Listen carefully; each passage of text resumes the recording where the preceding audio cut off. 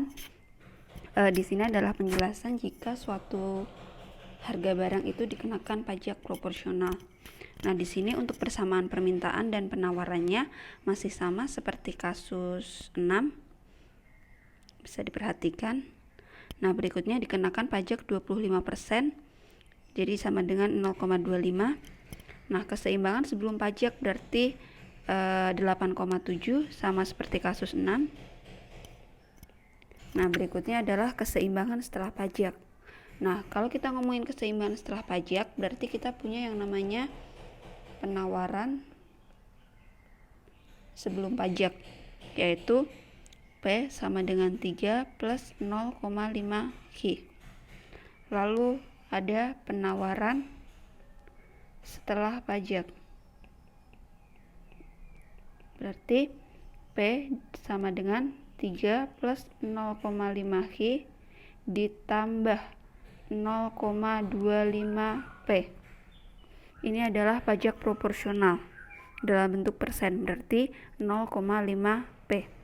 Nah, di sini kita sederhanakan persamaan penawaran setelah pajak ini dengan P dikurangi 0,25 P sama dengan 3 plus 0,5 Q. Ini sama saja seperti 1 P dikurangi 0,25 P, berarti 0,75 P sama dengan 3 plus 0,5 Q. Nah, setelah itu kita peroleh P sama dengan 3 per 0,75 ditambah 0,5 dibagi 0,75 Q. Ini hasilnya 3 bagi 0,75 itu hasilnya adalah 4 ditambah 0,5 per 0,75, berarti sama-sama dibagi 0,25. 0,5 dibagi 0,25 adalah 2 per 0,75 dibagi 0,25 adalah 3 Q. Nah, ini adalah persamaan P setelah pajak. Kita ubah ke dalam bentuk Q. Nah, berarti di sini saya punya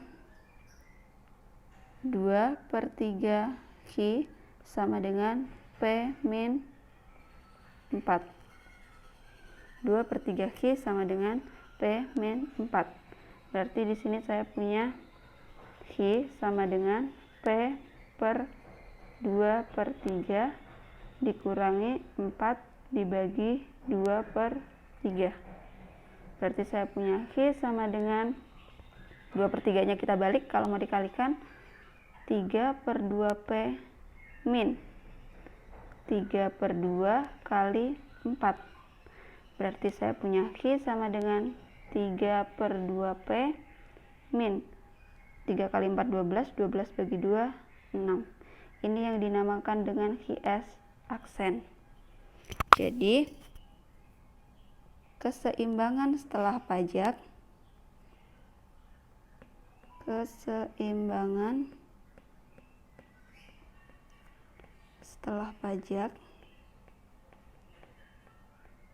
itu sama dengan QD sama dengan QS aksen. QD-nya tadi adalah 15 min P. QS aksennya adalah 3 per 2 P min 6. Atau ini 15 min P sama dengan 1,5 P min 6. Nah, kita pindah ke ruas kiri, min P min 1,5 P sama dengan min 6 min 15. Nah, diperoleh negatif 2,5 P sama dengan negatif 21. Nah, setelah itu diperoleh P sama dengan negatif 21 dibagi negatif 2,5. P-nya adalah 8,4. Ini yang disebut sebagai PE aksen. Nah, berikutnya PE aksennya sudah diketahui sama dengan 8,4. maka kita bisa mencari nilai Hi sama dengan 15 min P sama dengan 15 min 8,4. Berarti di sini diperoleh Hi aksennya sama dengan 6,6. Nah, dengan begitu keseimbangan setelah pajaknya adalah itu adalah Hi aksen, PE aksen sama dengan 8,6,6 dan 8,4 ketemu ya. Untuk menggambar grafiknya,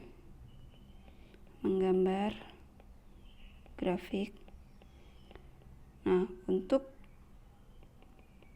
permintaan dan penawaran, cara menggambar grafiknya sama seperti kasus 6. Jadi nanti tinggal nyontek di kasus 6 saja. Sedangkan untuk penawaran setelah pajak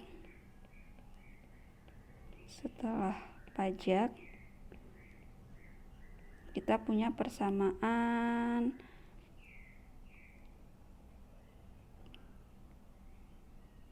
Hi S aksen sama dengan 3/2P min 6. Nah, di sini kita cari titik potong sumbu Hi. Maka P-nya sama dengan 0. Berarti kita punya Hi sama dengan 3/2 kali 0 dikurangi 6. Berarti Hi-nya sama dengan negatif 6. Berarti nanti negatif 6,0. Lalu titik potong sumbu P, berarti Hi-nya yang sama dengan 0. Berarti 0 sama dengan 3/2P min 6. Berarti di sini saya punya negatif 3/2P sama dengan min 6. P sama dengan negatif 6 dibagi negatif 3/2 sama dengan negatif 6 dikali negatif 2/3.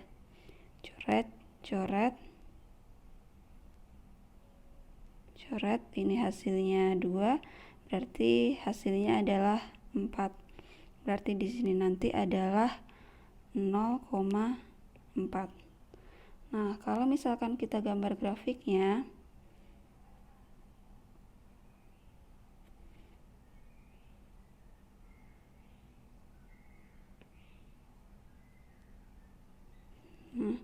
kita gambar grafiknya.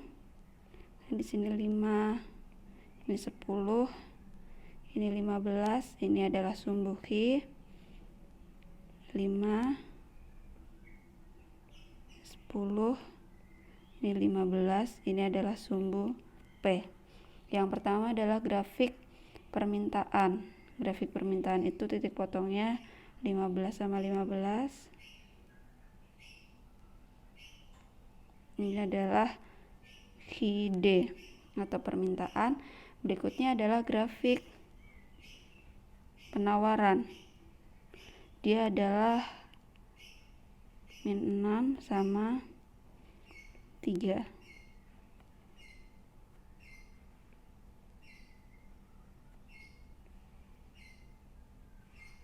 Ini adalah grafik HS. Yang terakhir adalah grafik penawaran setelah pajak. Grafik penawaran setelah pajak itu titik potongnya ini adalah min 6, bisa diperhatikan di perhitungan, sama 4. Kita gambar grafiknya.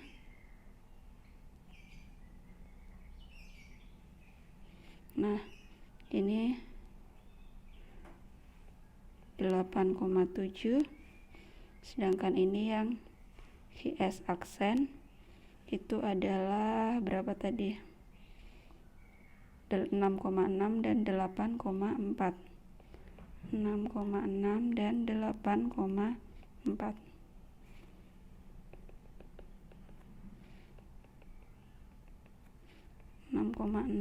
Ini 8,4. Lalu yang ke samping sini ini adalah 7 dan yang ke bawah itu adalah 8. Selesai. Jadi ini grafiknya. Jadi kalau misalkan dia pajak proporsional antara QS aksen dan QS itu grafiknya saling berpotongan.